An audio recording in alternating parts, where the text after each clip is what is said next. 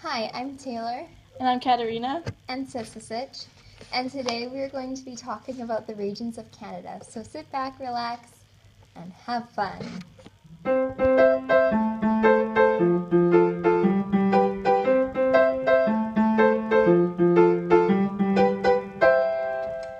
The Atlantic region.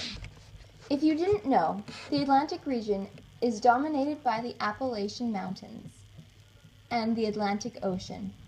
This area includes Nova Scotia, New Brunswick, and Prince Edward Island, Newfoundland, and the Gaspé region of Quebec. This area is full of harbors, like the Halifax Harbor, which was used for trade with Europe and the eastern seaboard of the USA. Economy development. Many things contributed to the economy of the Atlantic region. In the Milcomac, Malskeet, and Beothuk, they hunted, trapped, fished, and farmed. When John Cabot arrived in Newfoundland in 1497, there were tons of fish that brought fishermen from England, Portugal, and France. Fishing was a big part of daily life for 100 years. Fishermen stayed only during the summer seasons, then returned to their homelands. The land was fertile, with moderate climates in southern areas of the Atlantic regions, which encouraged fast growth of settlements and settlers. In the 17th century, First Nations started to use agriculture, including potatoes, corn, dairy, and fruit. When the Confederation was happening, St. John and Halifax built faculties for wooden ships and had advances in steamship technology, which helped for building the iron ships in 1890. So wooden ships went out of business. In Cape Breton, coal mining was a big deal in economies. This caused them to produce 2/3 of Canada's coal.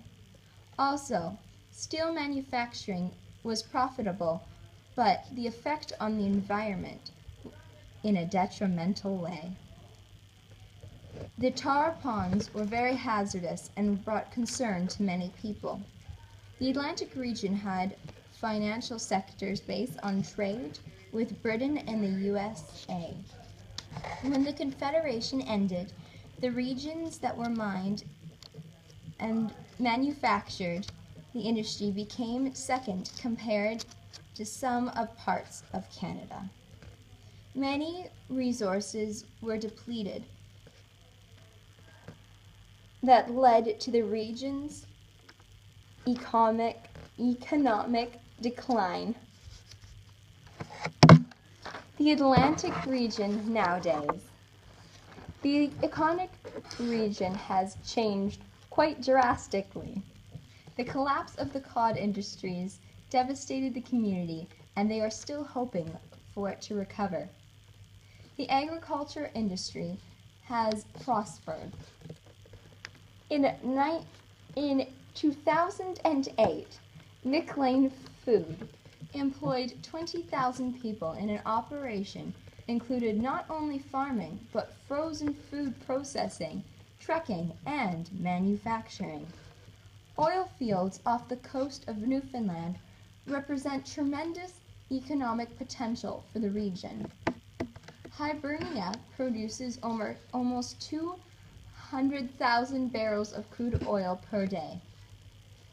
Sable Projects began producing natural gases in 1999.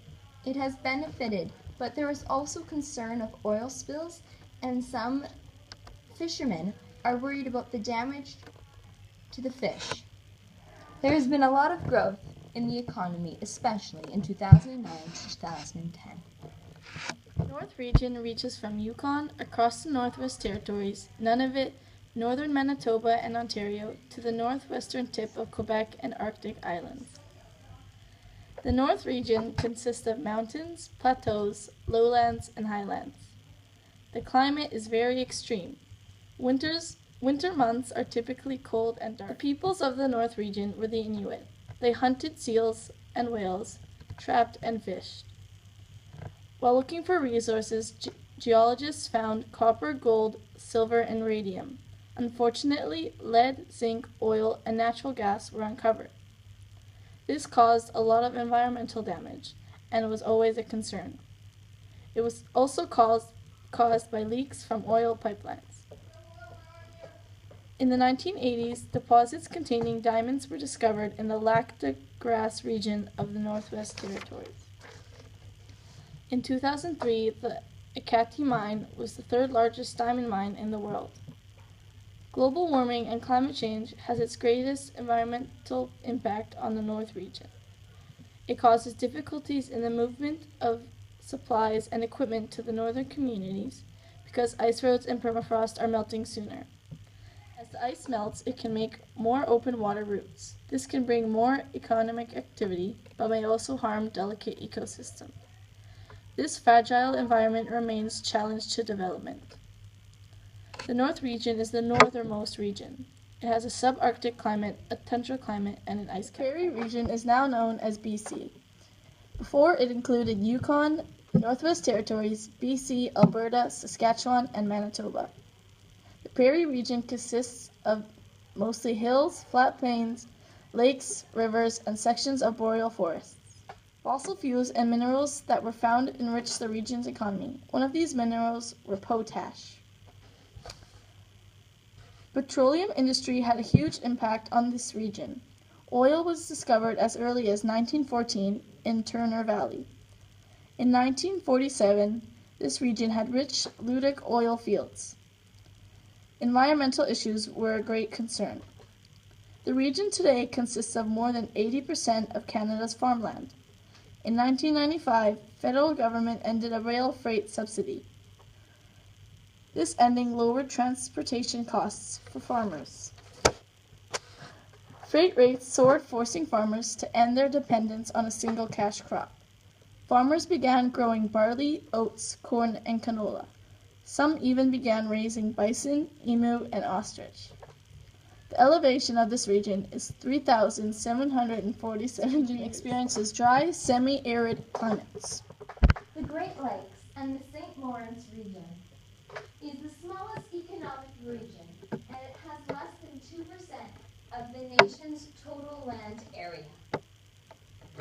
In this area, there are many fertile lowlands, and the Aboriginal people who inhabit this land are the Hainusorian.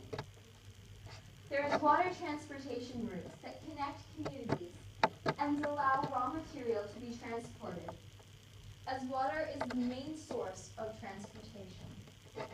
St. Lawrence's Seaway series of canals and locks were built in 1959, connecting Western Canada with the Atlantic. Major parts of Confederation: manufacturing, iron, steel, clothing, lumber, and beer were a major part of the railway. They had access to foreign markets and advantages for industrial development. By the 20th century, the region was known as Industrial Heartland. It was mostly developed in the areas of Canada. By the 20th century, the region was known as the Industrial Heartland of Canada. It was mostly developed and industrialized, with banks, trust companies, and insurance firms. The region today, in the 21st century, with high-tech industries expanding the economy of the Great Lakes. The Ottawa Valley is known as the Silicon Valley. Ontario Technology Triangle is Waterloo's tech region, and more than half of Canada's population lives there today. They are the largest consumer market in Canada. The skilled workers' high-tech resources finance transportation systems, and infrastructure and insurance allows to maintain status as economic engines of Canada. In the last 200 years, Navigation improvements have been greatly improved, resulting in deep draft navigation systems, expanding to be the longest in the world, measuring to be 3,700 kilometers into North America. Now this place is very highly populated, and the pollution, though, has risen. There is smoky waste and now fears of acid rain. So now a green policy has been put into place. The Shield region is Canada's largest economic region. It extends east and south from the Great Bear Lake. It passes through the northern prairie provinces, Ontario and Quebec, Labrador, and the eastern tips of Baffin Island. The Shield region was once a volcanic mountain range which was worn down by glacial activity. It left behind nickel, copper, gold, silver, lead, and zinc. The agriculture is limited and water is abundant. The Aboriginal peoples were the Cree and Anishinaabe. They hunted, gathered, and fished. After fur, forestry and paper became very important.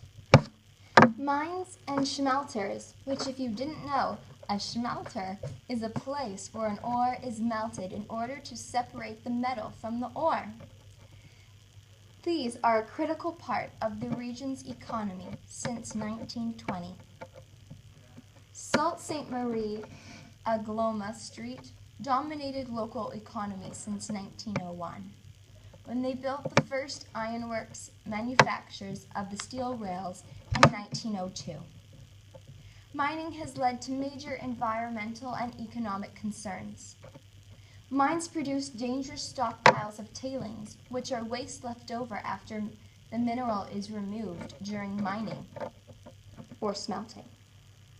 And reforming operations have produced high levels of sulfur dioxide and nitrogen oxide, causing acid rain that affects the water systems and plants and wildlife. Also, hydroelectronic developments such as Hydro Bay projects threaten the lives of Aboriginals. Government has responded by imposing environmental reviews and Aboriginal